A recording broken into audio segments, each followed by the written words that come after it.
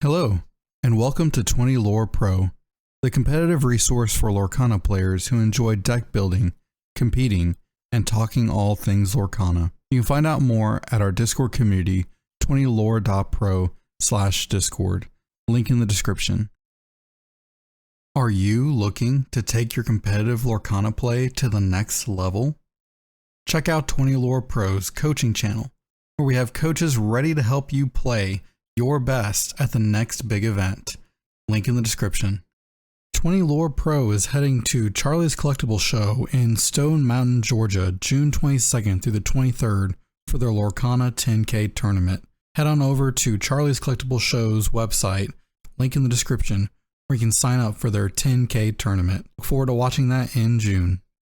In today's video, we'll be taking an overview look into the Disney Lorcana Challenge that took place in Atlanta, Georgia. 20 Lore Pro had the opportunity to go and interview several of the players that did extremely well at the tournament, as well as some content creators who had the opportunity to come and to really just enjoy the space of all the people coming to gather. On the first day when we arrived, Friday night, ProPlay Games had announced that if you came early to register for the event, that you could receive a promo. And so a lot of the players came the night before and lined up waiting in excitement for the promo that they gave out. Really beautiful card. It was really exciting that everyone got it. Going into day 2, the actual start day of the event, really not a lot of us knew what to expect.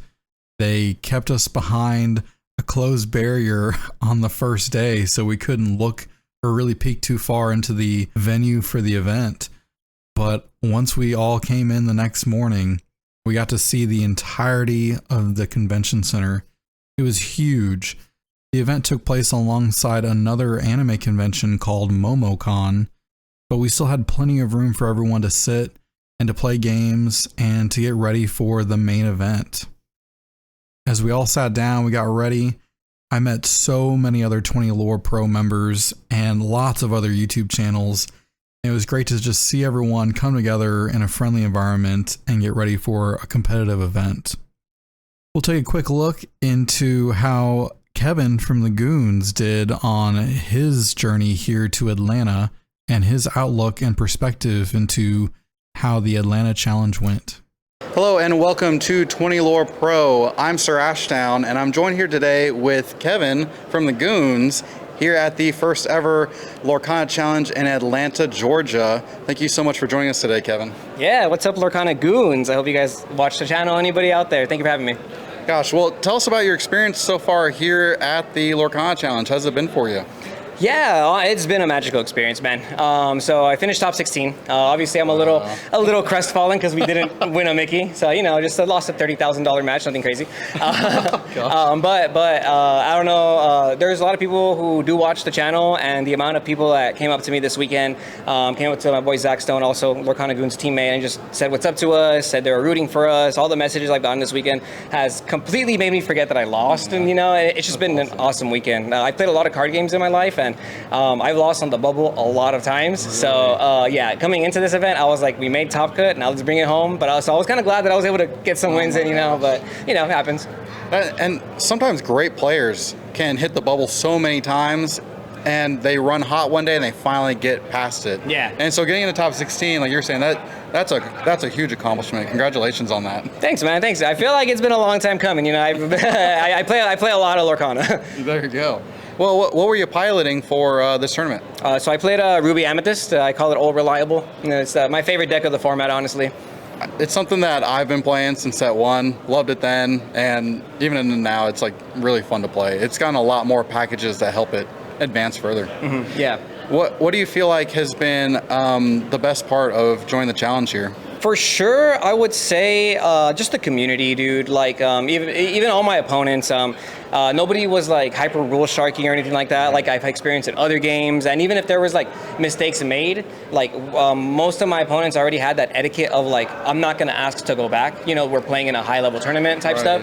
And even like little things, like there was a game where like I was about to ink a Rafiki, and I didn't let the card go, but I put it down and I put it back, and I inked a different card. And the judge was there looking. The guy didn't say anything, and I was like, that was cool. I didn't ink it, and he was like, nah, don't worry about it. And this was like last round of Swiss, like we were on the, you know, and it's like the very respectable things. That's awesome. Obviously, play better, shouldn't do things like that. But you know, the amount of people that I met that were just, I would say, just very welcoming. Whether it be the people who are working the event, my opponents, like it's a very refreshing experience.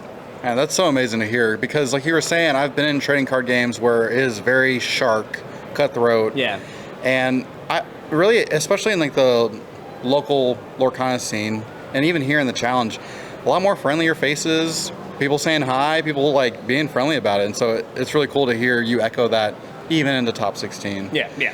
So how was your top 16 experience? Talk to us a little bit about that. Oof, it was a little rough, not gonna lie to you. So there was one Amber Amethyst player in Top Cut, and it's crazy because like if you look at the PPG breakdown, it's not on there. He actually told me that PPG messed up his deck list and they put the wrong deck list online. So he's been having to show the deck list to his opponents, because I don't know if you knew, but in the morning everyone had the deck list. Right. So his first top 64 round opponent was looking at the wrong deck list all morning. Oh my god. Yeah, that's a huge change. Yeah, so it was an Amber Amethyst, and so I knew the deck list because he showed it to me obviously, and I'm reading it and he's playing just aggro stuff. And if you know Ruby Amethyst, like you say you've been playing it since set 1, you know you have a hard time against like yellow purple hyper aggro. So I got 2-0'd, you know. Game 1, he goes first. He had the higher seeding by literally 1 seat. He was 24th place. I was 25th after Swiss. Oh my gosh. So he went first. He opens up a Pascal, goes Piglet, I think, and then he starts playing his Fairy Godmother, the Amethyst one. Then he plays a Cindy. He exerts my character because of the Fairy Godmother's effect, and goes Mufasa. I Medusa his Mufasa, and another Mufasa comes down. And it's just, at that point, he has too much tempo. And I'm digging for beat prep, and I just couldn't see it. And then game 2, mulligan, I open up double beat prep, and it's just, but I mean, it's what it is. My deck performed really well, and like every now and then you get unlucky, and I think the unlucky part wasn't even the draws or the way I played. It was just the matchup. And like, I gave him props. I was like, that's a good meta call. I hope he wins it all, you know. I hope, you know, he definitely knew what he was doing with the deck too. And they're playing top 8 right now. They're in top 8 right now, So yeah. He's in top 8. You're cheering for him, is that what he's saying? If I'm going to lose to somebody, I want to lose to the winner. So. That's right. Yeah. That's awesome. Well, Kevin, any final thoughts you have on the Lorcana Challenge and your experience here so far? If you're considering going to one of these, I highly recommend it. I've never seen so many like legit families play a card game. Like it's actually cool. It's great. There's a lot to do here. That I imagine they're going to keep adding more to do in the future. So I highly recommend everyone go play, a Lorcana Challenge event, if not a Lorcana Locals, or just join the game. And also shout out to Lord Pro. I'm in the Discord. I follow a lot of these social media people, a lot of content creators that are playing it today. I follow them a lot too, because keeping up with the game, like watching these people, it helps a lot, man. So just shout out to everybody who I watch, everybody who watches the Lorcana Goons channel, because it helps a lot. Yeah, and thank you so much, Kevin, from the Goons. Really appreciate you joining us. And honestly, getting to meet people and seeing their username and putting a face to it, oh my goodness, that's been such a treat. Like, right. I've had so many people from 20 Lore come up and be like, oh my gosh, are you SirAshtown? I'm like, yeah. That's dope. Yeah, So it's man. cool to hear that you have the same experience. Oh, of course, man. Yeah. You're hanging out. Yeah. So thank you so much, Kevin, for joining us here today. Thank y'all for being with us here on 20 Lore Pro. Go check out Kevin at the Goons, and we really appreciate you joining us here today. Thank y'all. It was so great meeting Kevin from the Goons. Really was excited to get to meet him for the first time and to get to talk to him. One of the players that I have interviewed several times and that y'all have seen deck techs from and set reviews is Wonderland. It was so great to meet Wonderland in person, and the fact that he did such an amazing job at the event. Here's Wonderland. Hello and welcome to 20 Lore Pro. I'm SirAshtown, and today I'm joined by Wonderland in the flesh. Heyo. So glad to see you and to finally meet you in person. Yes, a pleasure. It's great. We've done so many things together, and it's like I get the actual face to the voice now. Now we actually get to like hang out. Like this Yes, is very good. You gotta make it to some of these events. It's been really cool meeting you and the rest of the team lab and just seeing people that I've interviewed over internet for the first time in person. Like this is so cool. It's like a Discord meetup at the same time. It's so fun. Yeah, this it's like is the best it can be. It's really cool. And not only that, you guys are competing so well at this event. We're a little lucky today. And yesterday, A lot, you know, a little bit of luck, but a lot of skill. I see it because you're playing super well, and so is the rest of the team. I mean, I don't think I was playing great, but I played well enough. I played to my outs. I got lucky sometimes. I made some mistakes, lost a game from just onboard mistakes because I'm bad, but we all do that at least once or twice in our lives, or every game we play. But yeah, we also got lucky, got some good matchups. I played green steel. I switched to it because I was just really afraid of the meta shifting to red blue and then green purple to counter the red blue, because I was initially trying to play green purple. It was all about that artifacts list. I was playing it on ladder, just crushing and crushing. But I just could not for the life of me beat steel. Like occasionally I would do it and I'm like, feel big brained and like, yeah, I got them all good. And then like lose 3 games in a row and like, I can't do this in a best of 2 format. No, like it really does affect the type of deck you bring to a best of 2 format. It's so different from playing that at 3. Oh, it definitely is. It's crazy. And so I chose green steel because I felt like in the green purple green steel it's pretty close. I was just going to try to skill diff and just play I want to play removal. I wanted to play Ursula. I think she, like 2-drop Ursula, I think is like one of the best cards in the set. I'm a big fan of targeted discard, like some of the most problematic cards you need to deal with. Get hit by Ursula. Right. I dodged Amber's steel all day, which was great. That's amazing. That's the luck factor. I think I played it in round 2 on stream, but she was playing like a very aggressive low to the ground version, and I was like, oh, great, you know, like removal, let's just like shoot things down, and, and Peter Pan, as you saw on the stream, hopefully it's like I did quite well there. And it was her first game, or her first TCG. She had a blast, so like she was having fun. Good to hear there. Lots of people seem to be really enjoying themselves. So that's so amazing, Wonderland, that you were able to like see the meta, you decided to shift it, but then you also saw success with it. Yeah, I was expecting to get punished. Like I was gonna play flutes. Aaron Rubin played flutes. Bobby played flutes. I just can't win with flutes. I mean, obviously Lantern's better, like always, even when it's not. Like the great DeCandio played flutes today. Wow. If that says anything, DeCandio played flutes. So I don't feel as bad for almost playing flutes. But as it turned out, flutes was a great meta call for today. It didn't work out for DeCandio. He had some bad luck. But for Aaron and Bobby, like they got to eat green purple and green steel. They're slightly favored, and if you can outskill or outluck your opponent, you're good to go. Like, and they just did it. I expected to play red blue, and that's why I played what I did. I played it once, and that was one of my like 1-1 splits. Wow. So it's just like my good matchup. I lose anyways, so whatever. But turned out pretty well. What was your final placing in the tournament for the Lorcana Challenge? Well, I don't know the actual placement, but it's top 32. Top 32. Wow. That's awesome. How does that feel to make top 32? Amazing and terrible at the same time. Yeah, because you were trying to hit that invite. Yeah.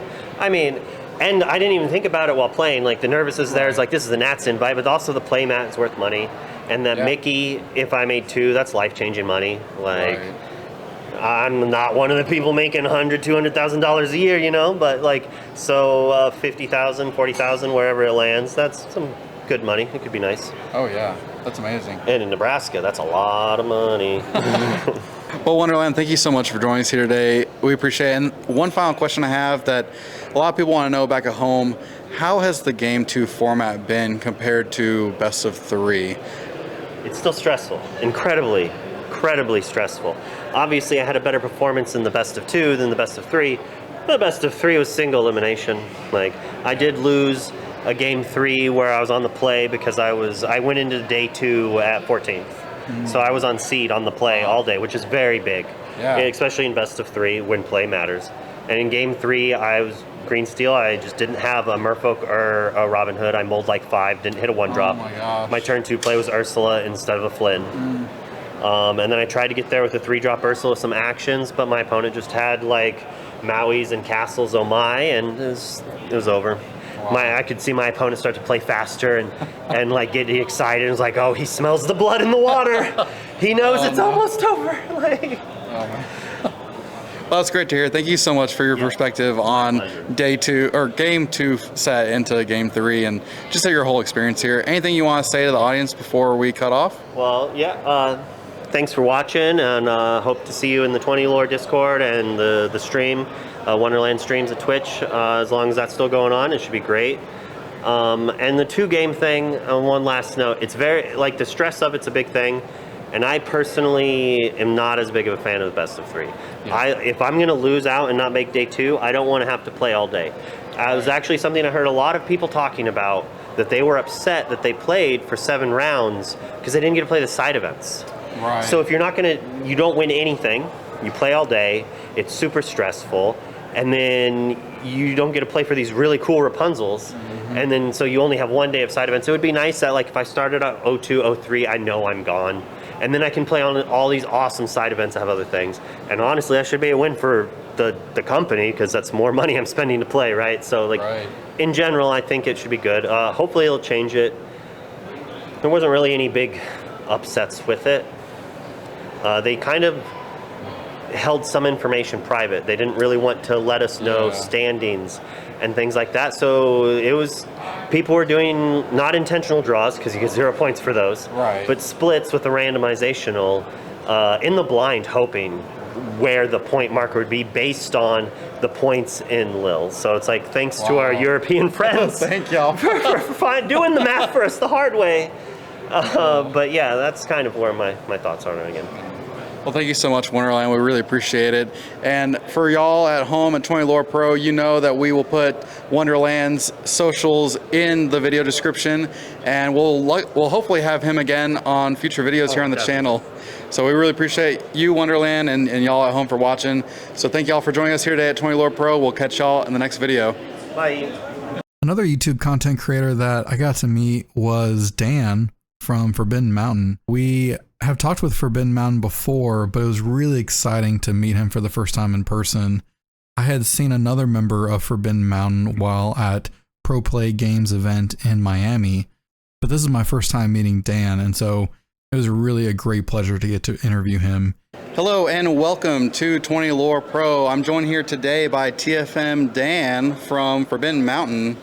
How's your event going so far today? And you're here in day 2. How's it going? So officially I'm here in day 2, but I was more cheerleader. I was finished 95th, so I missed on bubble.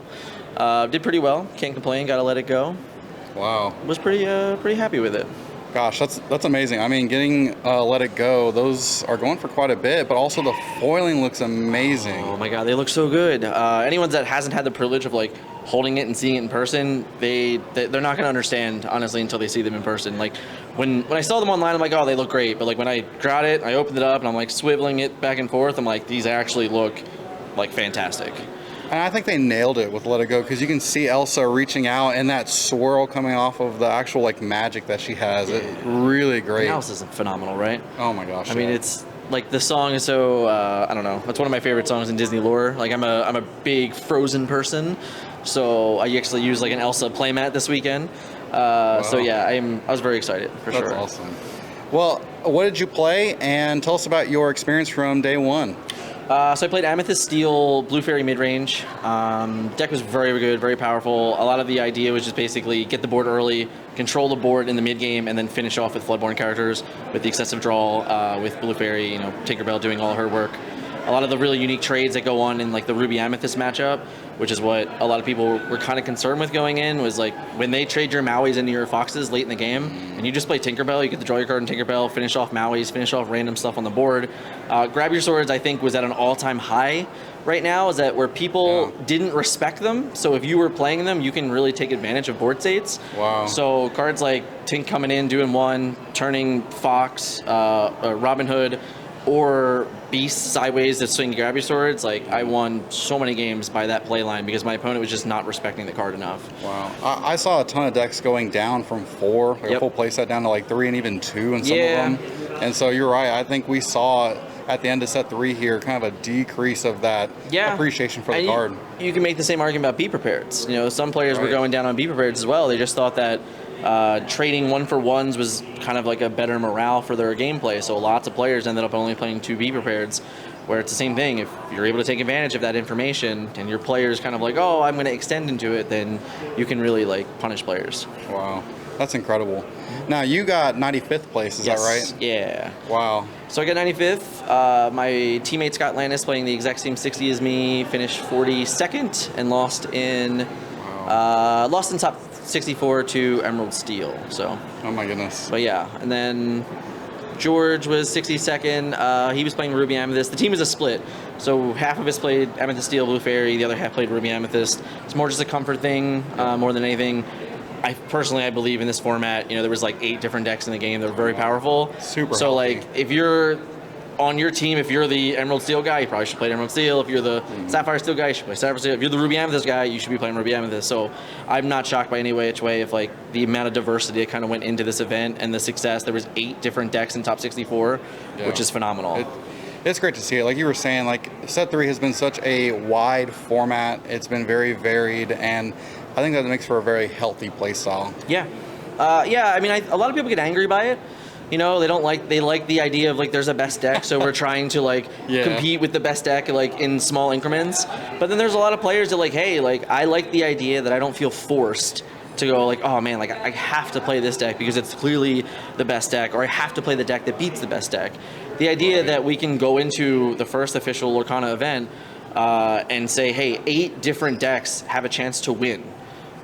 I think that's a great scenario for like the design of player style of Disney Lorcana, and it's really showcasing the different ways that you can play Disney Lorcana. Having aggro decks, having control mid range, even in some ways like Amber Steel combo like, in a way. Right. It's nice to have that have the players that have that option.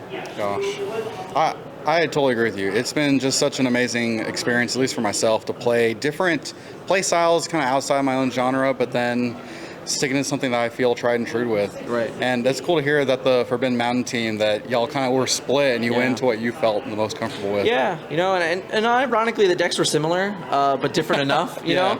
Like the steel removal is just like cheaper, efficient, like cheaper in some ways, more efficient removal than the Ruby, because like all your Ruby removal is like 6s and 7s and 5s, whereas like Zeus, you can be sung by your 4, so like you can kind of like really maintain board presence early in the game and just like pressure even further and get under some of the more controlling decks.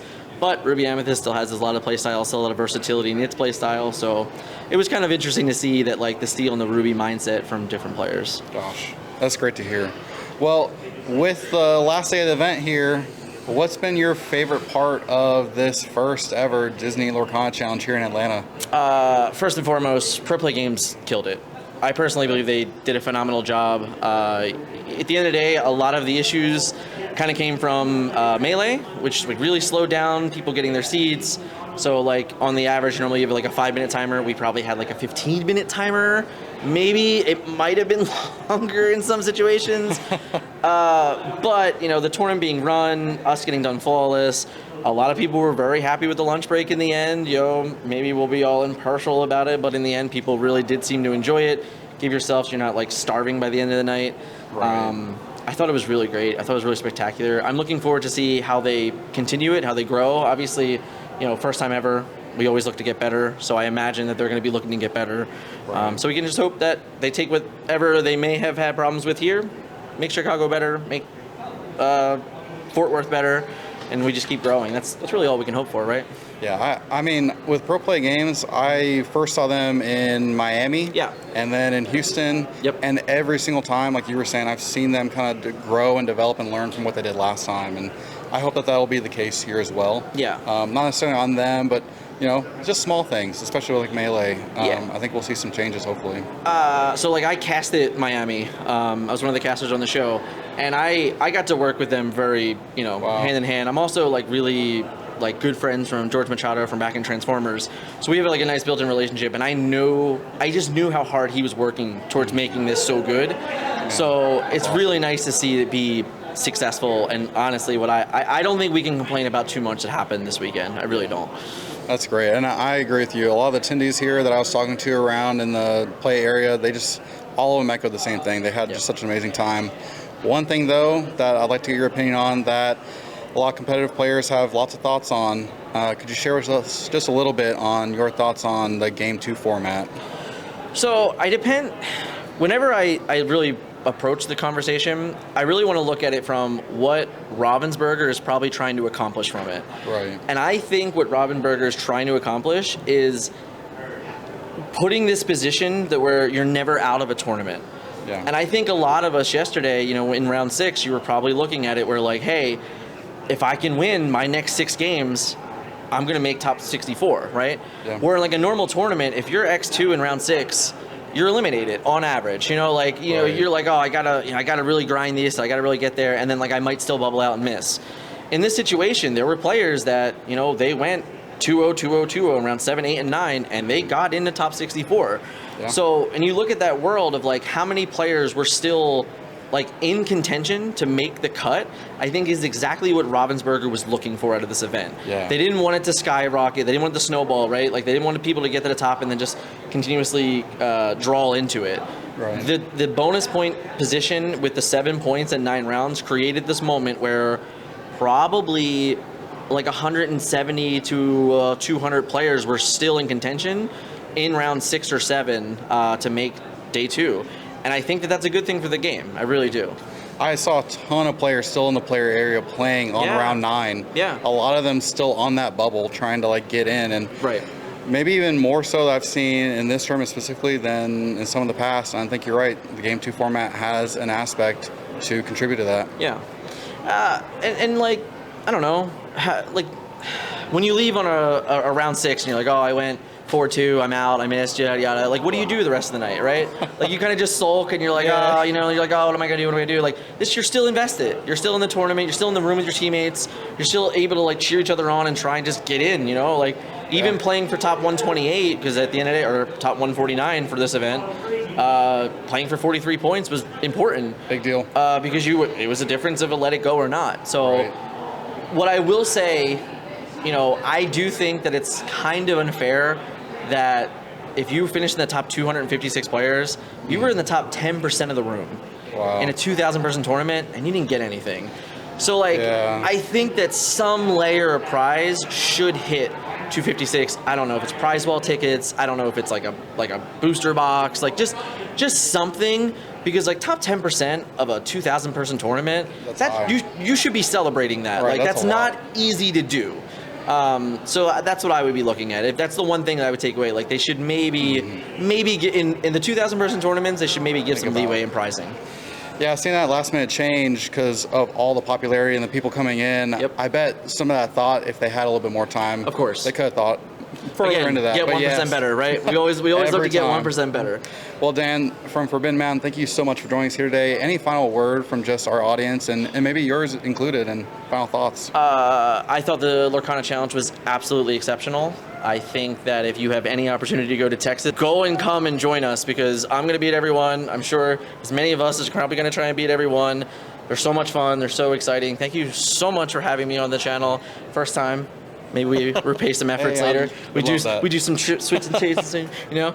But really, I had a great time. It was so much fun meeting the community. So much fun meeting other content creators, other players, putting Discord names to faces. Yes. Oh you know, like so many Discord names to faces. Oh gosh. So I had an absolute blast, and I cannot wait. Chicago is less than 2 weeks. We're gonna be doing this again in less than 2 weeks, guys. It's crazy. It is crazy. But thank you so much for having me. Yeah, thank you so much, Dan. I appreciate it. Awesome. And thank y'all so much for joining us here at 20 Lore Pro. We'll see y'all in the next video. I would say maybe one of the best Ruby Amethyst players in Lorcana, NOIMNOT, aka Kindle. We got the opportunity to interview him, and it was just such a great time to get to talk to him in person and to meet him for the first time. Kindle, as you can see from the video, tall guy, but he has a really big heart, and it was really great to talk to him. Here's his outlook into what happened at the Lorcana Challenge in Atlanta, as well as his top 16 placing. Hello and welcome to 20 Lore Pro. I'm joined here today by Kindle, aka NOIMNOT. How are you doing today, Kindle? I'm doing pretty good. And it's so great to be here at the first ever Lorcana Challenge here in Atlanta, Georgia. Tell us about your day one and how today has gone for you in day two. Day one, I finished in 10th place after Swiss, 5-0-4 record. It's pretty great. Yeah, I started off amazing. Yeah, I started off 4-0, so 4 2-0s in a row, and then I took a draw in round 5, 1-1. Very next round, I got a 5-0, and then from there, I was able to offer a split between our opponents to secure the day two.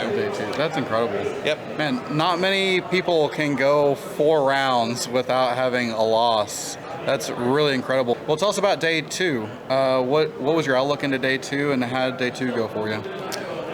So day 2 is the 64-player single elimination. I felt pretty good because I was like 10 seed, so that meant for the majority of the bracket, like I'd be playing as the higher seed, and I'd get to be on the play. They made open deck list, which was great for people because that offers a little advantage to like teams and stuff. So or people that have scouted from on streams. So was a fan. I didn't even know that it was going to be the thing, but they announced it was going to be open deck list, which was great. And I played top 64. I played the mirror. I won 2-0. Wow. And then top 32. I also played the mirror. I won 2-0. Oh my gosh. So from that point, I locked in my spot before I got an invite to nationals. Man, congratulations! That's amazing. So yeah, thank you. And then, so top 16 match playing for top 8. The bracket is now me and Zan. Yeah. Wow. And he is playing flutes this tournament, which okay. I don't know how many times people ask me this, but flutes is not the matchup for Ruby Amethyst. One of the bad matchup or hardest matchup. Right. But I was on the play, and I felt like confident that I could get it being on the play in 3 games. However, I had a poor hand in game 1, so yeah. Wow. Yeah, Zain Saeed, right? Correct. Yeah. Yeah, Zain. And I lost 2-1. 2-1. Yeah. He's an amazing player. And so when you're talking about at this level of the competition, you're really playing players who have competed at the highest level. They mentally know their deck, and they're able to just churn it out. Did you feel that level of competition increase as you got into the top 16?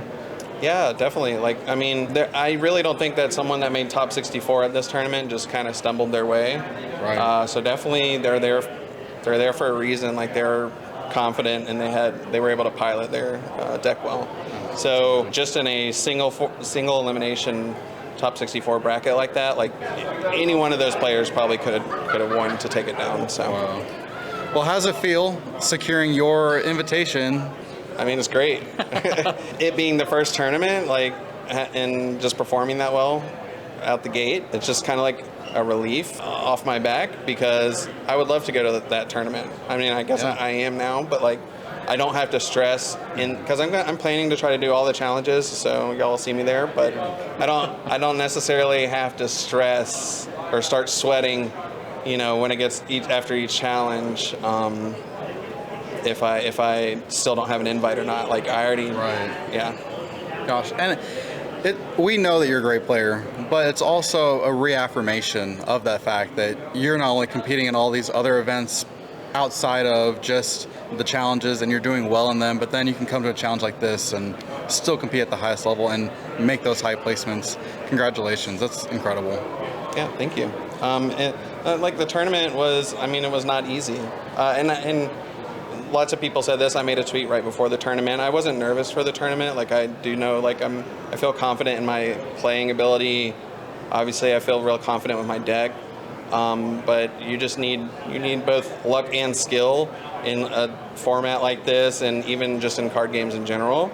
And it could have gone either way. There are some really great players that did play in the day 1 that didn't make day 2. So, but yeah, things went right for me, and I'm really happy with even just the top 16. I would have loved to win it, had the trophy and stuff. Yeah. But I don't know. I can't. All the prizes are great, so I can't be too upset.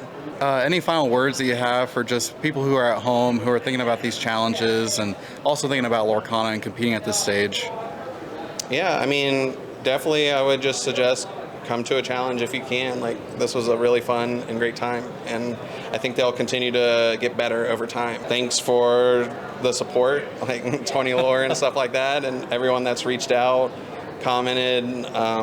So sorry if I can't get back to everybody, because lots of replies and DMs and stuff. Thanks for that. You at home, as you're watching 20 Lore Pro, Kendall does do coaching, and we have him on the 20 Lore Pro channel. He's also with Labyrinth. I believe you do content with them, is that right? I just joined Team Labyrinth, but yes, you can expect to see me. I'm so new, I don't have the jersey yet. Team Labyrinth did like great this weekend as well. Yeah, they did amazing. How many members did y'all have in the top? So we have 7 members currently, and I believe 5 of us made day 2 at top 64. Wow. And all 5 of us made top 32. I can't quite remember, but there was some friendly fire. Like RMB defeated Lorcanabro for the top 8 match. So, but RMB, one of the team members, currently in top 8 for the tournament. But yeah, so I'll be doing content with them. Like I said, I'm fairly new and just joined, but it's been like announced and stuff like that. And yeah, just be on the lookout for that too, I guess. Yeah, that's great. We'll have that link for the Labyrinth Patreon in the Discord and on the video. That way you can see that link and follow Kendall later on in the future. Thank y'all so much for joining us today, and thank you again, Kendall, for interviewing. Yeah, thank you. Y'all have a good day, and thank you for joining us here with 20 Lore Pro. One of my local friends, we've seen him tons of times on stream. If you've watched us on Twitch or you've seen our YouTube recaps of some of our tournaments, you're probably familiar with the name Lorcanabro. Well, Aaron, the leader of the Lorcanabros and also the leader of Team Labyrinth's competitive team, was here today to interview with us. He got an invite to Nationals and he was able to place high in the Lorcana Challenge. Here's his overview and how the event went for him. Hello and welcome to 20 Lore Pro. I'm SirAshtown, and joining with me today is Aaron, aka Lorcanabros. Thank you so much for joining us today, Aaron. Yeah, of course. I'm super happy to be here. It's great to see you. Like, really, I mean, we see in the local meta where we're at in Texas, but to see you here on the big stage, this was cool. It was really awesome, and the cutoff for like top 64 was, everyone was saying it's going to be 45 points, and I was sitting there with 44 points. It's just 1 point short. It didn't look like I was going to make it, and then it ended up that 4 44 pointers were going to make it in on breakers, so I slid in at 63rd place out of 64 to make the top cut, which was exciting, and I ended up turning that into a top 16 finish run. So got an invite to Nationals. Like, it was truly an incredible run. I mean, talk about, I would think, a nerve-wracking day 1 where you've made it to the end, you have your 44 points, you're on the bubble, get into day 2. How did that feel to like get that relief? Yeah, well, I mean, so I thought I was out. So like in my mind, I was like, hey, at least I'm walking away from the weekend with a Let It Go promo, and that's a really nice prize anyways. I was proud of myself for even that. So once I saw that I was in, I was just kind of like, I'm playing on borrowed time. Like, I didn't even expect to be here.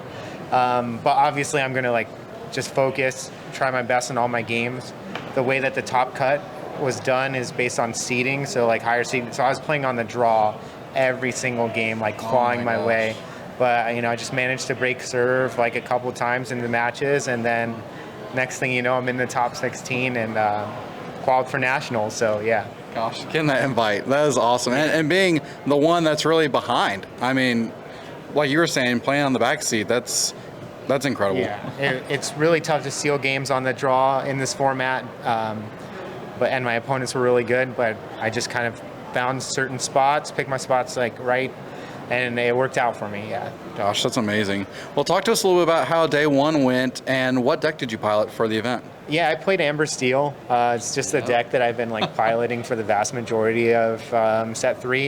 Yeah. I really love the deck. It really like suits my play style, and I understand how it should function in every kind of matchup, and I can adjust really well. Yeah. I mean, day 1, I can't even recall like what my matchups were, but I went, a lot of 2-0s, which is really what you want to be doing in this tournament because you get the bonus point for the 2-0. I got played Zan Saeed in round 3, and he 0-2'd me. So it looked really bad for me after that, but I just started going, 2-0, 2-0, 2-0, and eventually started splitting more matches, and that's how I ended up at the 44 points. Gosh. And now Zane Saeed is competing in top 4. Yeah, is that right? He's actually playing in top 4 right now. Gosh. It's like happening right now. So. That's amazing. Gosh, I want to go catch up on that and see how that goes. Yeah, for sure. Well, Aaron, any final thoughts about the Lorcana Challenge and how everything's gone and your experience here? Yeah, I honestly love it. Like, the community here, everyone is so welcoming and so supportive. Like, I've met people that, I've only known digitally, like through Discord channels and stuff, and finally meeting them in person. Everyone's so friendly. Everyone's so supportive. Like, it's such a loving community, and like it's just not something I've personally seen in other card game communities that I've been a part of. So like this weekend is just so much more than like I could have ever imagined it to be. Aaron, that's so cool to hear that, man. And we're going to be rooting for you as you're going to Worlds, and we're going to be wishing you the best. And thank you so much for joining us here today. Yeah, thanks so much, Ashtown. Appreciate it, man. Well, thank y'all with 20 Lore Pro for watching us today. Again, you can follow Aaron. We'll have his socials in the description below, and you can find him making production with Team Labyrinth. That's true, yeah. And so we'll make sure to have all of those for you available in the links below. Thank y'all for joining us here today. Thank you all so much for tuning in to today's video. It was really great to just see everything that happened in Atlanta and to share that with y'all and to share their perspectives into the event. Really looking forward to seeing what happens in Chicago and all the great stories that we have from the community who get to go out and have fun there. Can't wait to see y'all in the next video.